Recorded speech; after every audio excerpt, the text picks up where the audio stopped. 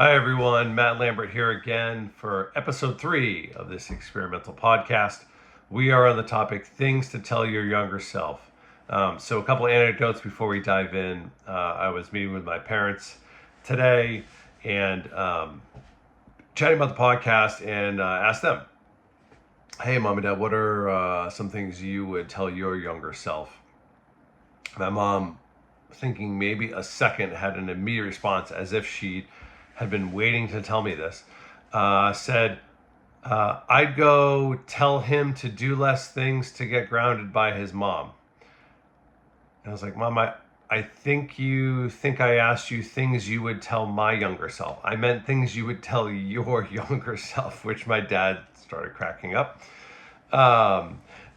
Which just shows that had I asked the question, if you had a one-way ticket to go back in time and tell anybody in the world something, yourself or anybody, what would you spend that ticket on? One time, in classic mom, I think she would go back and try to help correct me and set me on the right path.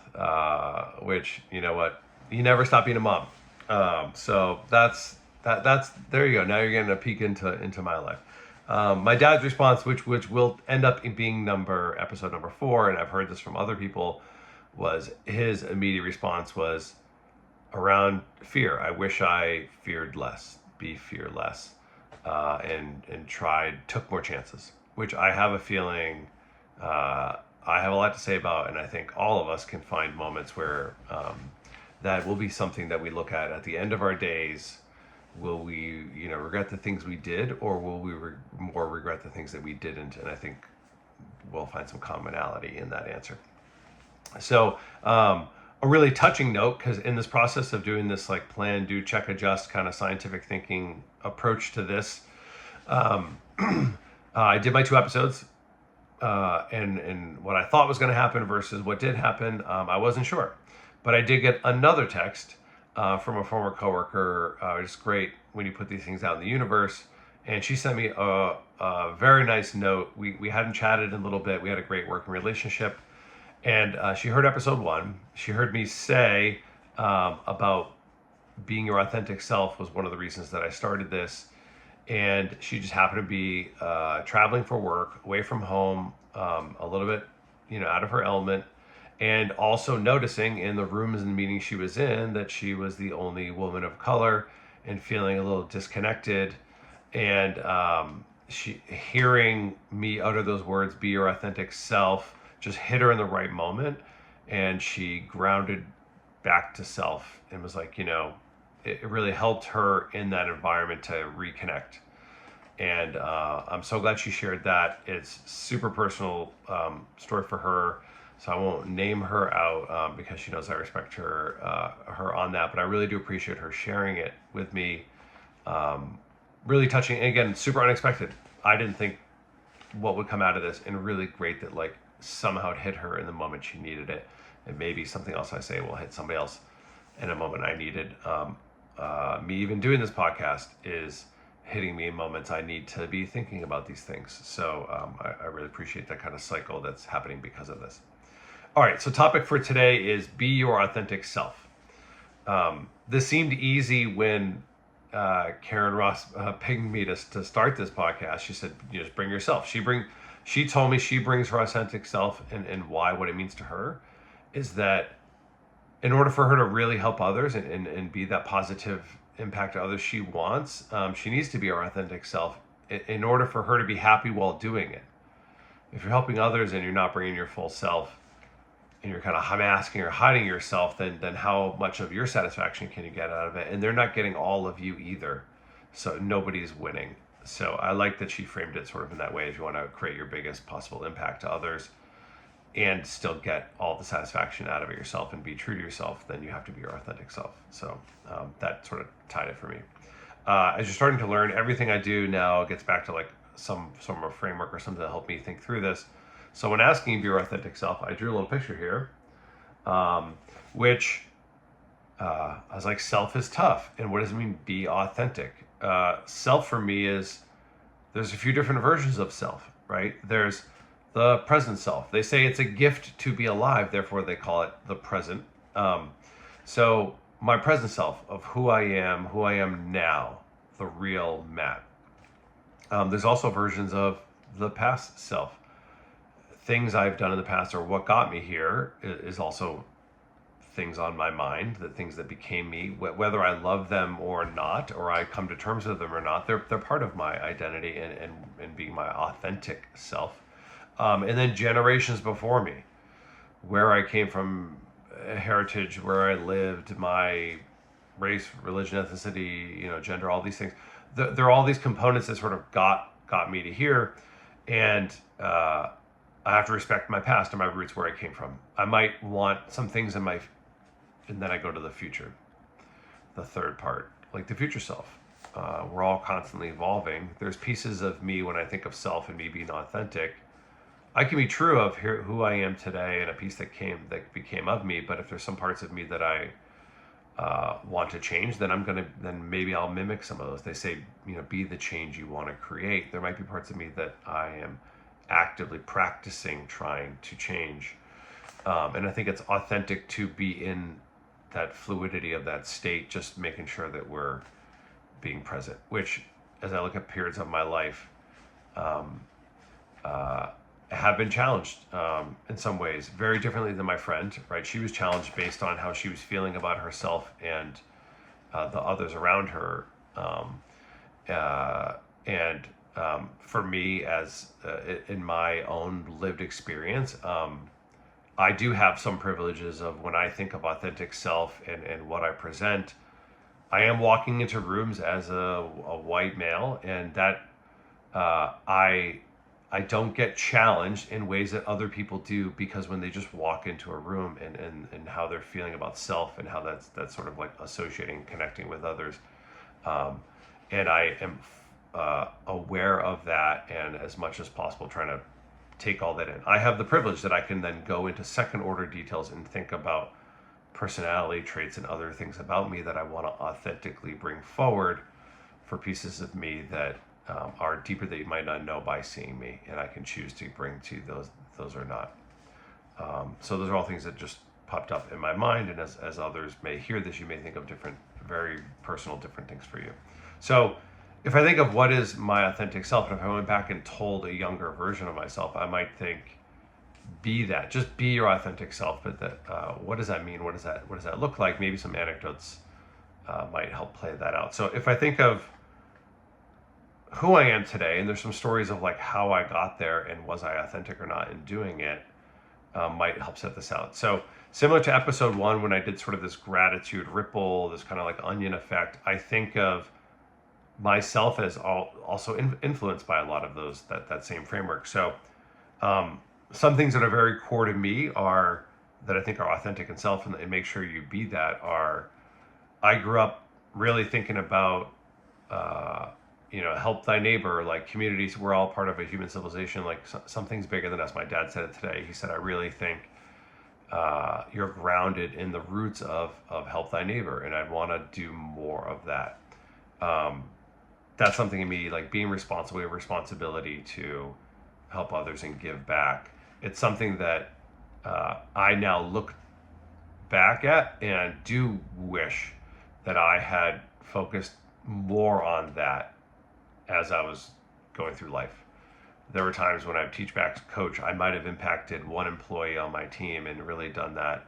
But I think I had so much energy and time and talent that I could have been doing more things along my life and blending more work and charity on the side. Is there a way to have more of like a social construct to have my work be more meaningful, impact more people, and then maybe even just mentor one person at a time. That one person you could change could be it. And so some of these text messages I got really were validating, because it showed me that even in my work I was able to help some people one at a time, even in ways that maybe I didn't realize. But I really think that's a core that if I went back, I'd be like, hey, don't lose that. Don't lose your grounding in community, neighbors, others. Find things to get passionate about to make sure you keep your, not just, you have to grow yourself, because the more you can get like, power and influence, and those can be good things. You can use that power for good. Then you should have some obligation to try to give back and help others too. So that's something that, one of the reasons why I'm here now.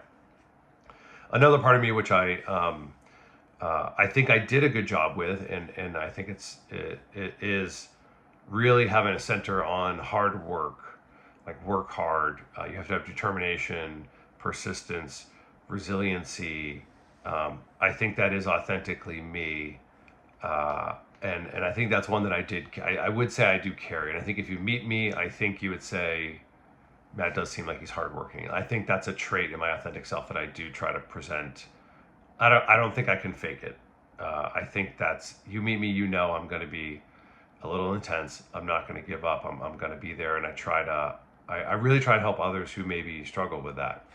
And kind of, that one's more lead by example.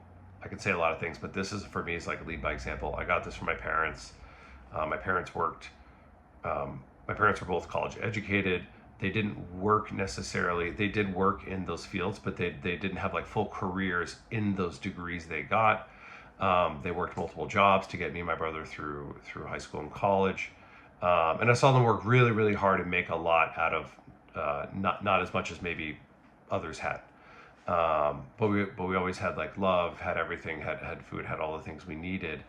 And so I saw it as like, oh, I'm going to go further. I'm going to not just get my undergrad, I'm going to get a master's degree, and I'm going to work using my master's degree. And I'm going to, I did focus on on those things. A counterbalance to this is make sure you show up and you balance and you care. So not everything is about hardworking and trying to achieve more medals and things. I think you have to have balance. And so authentically, part of that is you really need to be there. And so my mom did raise me and my brother. She took herself out of the workforce and did that. My wife and I are choosing to work and like use other childcare now, and like that's our decision. And so I appreciate that my mom did that. My dad exemplified. He was one of the only dads who would be in some of the high school baseball games with me. He worked in life insurance, and sometimes he would do a lot of appointments at night and other things, which might put more pressure on my mom. I don't think I even realized that at the time. But they did that kind of dynamic so that he could be more available during the day in other places. And so he chose not a traveling away career so that he could be more around with his kids and his wife. And that's something I struggled with in my 20s and 30s when I was like, hey, I want to work and collect more medals and build myself up. I constantly, back in my mind, kept thinking, what did my parents do? What is authentic to me? I need to make sure I'm there. And so now I am making sure that I'm available for my kids, and I pick them up for drop off and do that. And I'm choosing not to do traveling jobs right now. And I made some of those choices, and totally respect others who do make those choices. Again, this is my very personal take on this is myself. This is me being authentic, is I want this experience. I want to be this kind of person. So, another, piece of me is, I guess there's pieces that are woven into all of me that are myself. And it's funny if I say these to people like, oh yeah, I know that for Matt, or maybe I don't as much. I think I present as a very energetic person most of the time. I've been told like, wow, Matt, you really just bring this energy to a room. You can motivate, inspire people. It can go too far. When you're presenting yourself. I've been told, hey, you could have frantic energy, or hey, you can talk really fast, or your mind has so many ideas that I can tell you're catching up, and maybe it could even drown out someone else. So it's interesting putting guardrails on what is yourself. You have to, what is authentic is not just letting it out, but what I ultimately desire is connection with others, and to get something achieved, or to make us all better for what we're doing. And everything is good in certain versions of moderation, I guess, if you will. And so that's a funny, interesting one where like energy is just so natural. And I'm a talker, but there's people who are think first. And so then you have to make sure that you kind of pull that back and think, how do I communicate with this moment in that time? I mean, I need to write things down, plan it out, aka draw more models, and think it out a little bit, or you could just ramble and lose your point. So I think that is still authentic to know something about you and want to make it work and blend with the others around you and the objectives you're trying to achieve together. I don't see that as like me not being like, I can't just be energetic and do whatever I want. Like I need to communicate.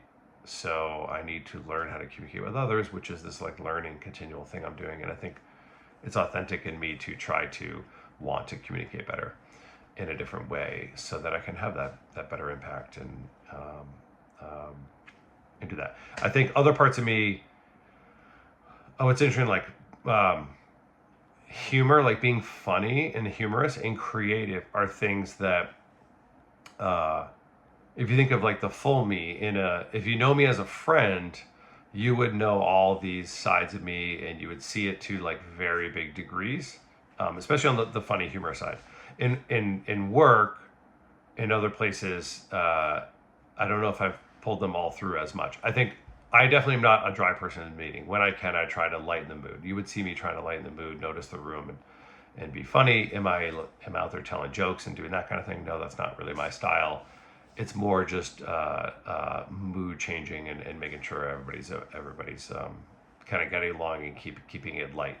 The creative side of me is really interesting. When I thought about, Karyn does a good job of talking about this in like kind of engineering. People pigeonhole creativity to things they can hold on to, like art and music. That's creative. And people don't naturally think engineering is creative. Well, then you have to question, like, what are you defining as creativity?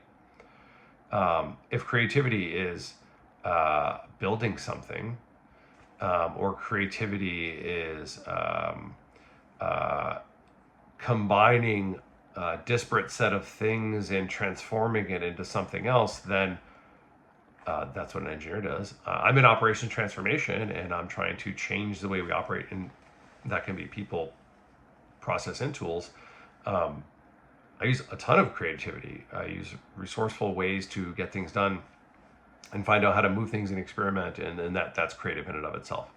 A fun creative moment where I'm not sure I was totally true to myself, or at least I struggled with it for a long time, is in high school. And I think growing up, you're at like, I have a 5-year-old and a 2-year-old, right? So when I see them, their creativity and worldview is so wide open with like no filters until they start learning what they can or cannot do, or start hearing people like put filters on them. So they're wide open. My son literally runs around and thinks he's Spider-Man right now. And I'm not going to tell him he's not. So there's that. And then my daughter loves unicorns, probably thinks they're real. If anyone goes to a farm and tells them that's not a real horn, like, you're going to have a problem with me. Like, don't burn her out yet.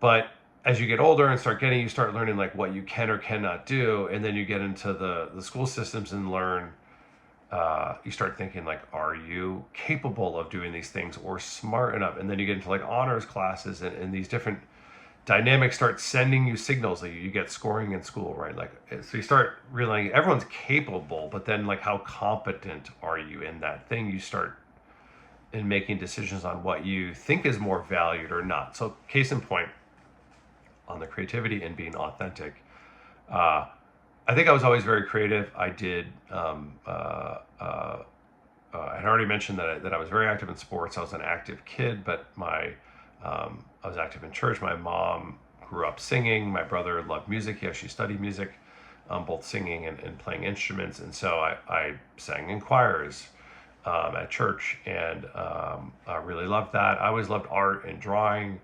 I grew up reading comic books, really getting into that kind of adventure space. And so drawing and those kind of things were just very natural to me. That led into like gaming. And so when I got into high school, when you start thinking about college, you start getting into, now it's one of the first times as a child, you start thinking about, what are my paths? And is the world completely wide open, or have some decisions already been made for me, and now myself is being contained into swim lanes that now you're like entering the workforce in something. So one of those big moments for me was during high school, like junior, senior year, English, poetry, those kind of topics came super naturally to me. I actually was in like honors English. I think I took like an honors poetry. And for me, I could just make up those things without thinking about it. They're like, hey, write a story about, I remember they said, write a story about your morning routine. I think I still have this paper somewhere. And I just went through like excruciating detail of like waking up and an alarm and showering this and that and just telling them about my day, but did it in a funny way. And for me, that was maybe I was a process guy back then. I didn't know it, but that was so easy. Or rhyming or coming up with those things were so fluid and easy for me to do. Um, I was like natural. I didn't even think about it. But math at the time, when you're taking like algebra, geometry, I can't remember what other classes I was taking, like trigonometry or something. Um, those ones, like I uh, didn't do honors in, and maybe I was like barely struggling to get a B, and it wasn't the knowledge of it. Like I would go so fast. I was like, oh, I know all these things. I could see all the numbers and I could learn the methods, but I would like skip steps or do it. So I struggled at it, but math to me, and before STEM was STEM and all that stuff, they're branding now, but um, that was like sexier, secure career for me. My grandfather was an engineer. I loved architecture. I thought, you looked at that moment, it was like, what careers, like, I researched things like, what are the highest paid careers? This is way before internet, Google, right, by the way, too. So for kids nowadays, I'm like, you have ChatGPT, you can figure yourself out. It was a lot harder, I would say, back then to know what's even possible. Um, but it was like, hey, engineering and science and doctorate, like the classics, like those are known, well-established fields that even if you're not a great one of it, you can still get a decent life and move your way. I like things that were a little bit harder for other people to do, things that kind of weeded people out because it meant that that was a little more exclusive, harder. It led to different things. So I really dove into math and science and was like, oh, I want to get better at this because I think this will lead to better outcomes. And I just thought I did think it was interesting, and I liked the problem solving side of it. But I definitely um, devalued a little bit the English and the creative and the that side of me. I was like, how would I get paid writing and coming up with that? I didn't have thoughts like maybe I could become a writer director or do that. And I didn't make the connection of, oh, to be a really great engineer or to be an economist. I started engineering and switched to economics. To be really great or to be a good business analyst one day or to be a lean operations transformation manager, which I didn't even know what that was. Um, I want to be good at the math and science, but also be really good at the people skills and the creativity. That will make me different than these other folks who were very good technically, but had trouble connecting in those other ways. I didn't get that at that time. I think there's definitely some moments where that authenticity, like would I present myself in that way? I think over time I've gotten more okay with it. But so I think to go back and tell my younger self, please be your authentic self. I think there's moments when you've been challenged. I've been in rooms where like a manager made principal made somebody cry, another person on my team cry. Um, there's moments where you're like, that's not okay. I remember early on in my career that happened. I remember I pulled the principal aside and was like, I don't want to work on this team. If we have this kind of relationship, we need to respect each other. And I was like, I might lose my job. But I knew what was right, and I authentically went for it anyways, and it ended up being okay. It ended up being okay, right? There's those moments I think when you get challenged at the extremes, when someone like really pushes on one of your core values, you find out where your border of authenticity is. The challenge is, will you be courageous enough to still present it in the face of that challenge? And I struggle with this a lot. I think we all, as you get older, I think you have less of that. Part of it is that confidence. Part of it is that lived experience. That it's that unknown fear that kicks in. That as you get more experiences and more data points and collect it, you get a little more okay being comfortable in your own skin. I think if I said, why should you be this? Like if my younger Matt was like, yeah, but why? Why be that? Why not try to mask and pretend and do these other things so I just want to fit in and kind of go with it. I think the why is that uh, you just don't naturally get at peace. Um, I think there's peace I would have had more peace in my own life had I been able to more introspectively look inside and go, this is who I really am. I know who I am. Uh, and regardless of what room I'm in, if that room was willing to accept me arms wide open or wanted me or needed that or whatever the situation is, if I inside knew who I was, then I wouldn't care less. It would help me like walk through and maybe have made some different choices here and there, or at least less anxiety or felt better about it. You know, I haven't had as extreme challenges as like my friend, just even about herself and who she comes from. I haven't had like some of those extremes. I've had some that have come up, but for me, being myself, I think is really, it's hard to be in the present, to not be tied to where you came from. Be respectful of where you came from, and not be tied in your past, but also not be like running into the future so far that you don't live in who you are. So that's my final thing. It's live in that present moment. Be respectful of where you come from. Know where you're trying to go, but be authentically you, and don't be afraid to live it, because others are watching you too. I know my kids are looking at me. I know other people look at me. And I do think we all at the center have a core responsibility to try to be ourselves, give our full self to others, or we're shortchanging them and we're 100% shortchanging us. So there you go. No regrets. Be yourself. Look for Fearless next episode. We're going to get to 5 episodes. The minute I publish this, I'm at episode 3. I'll be more than 50% of the way there, and on our goal till 5. So thanks for sticking around, everybody, and we'll see you in episode 4.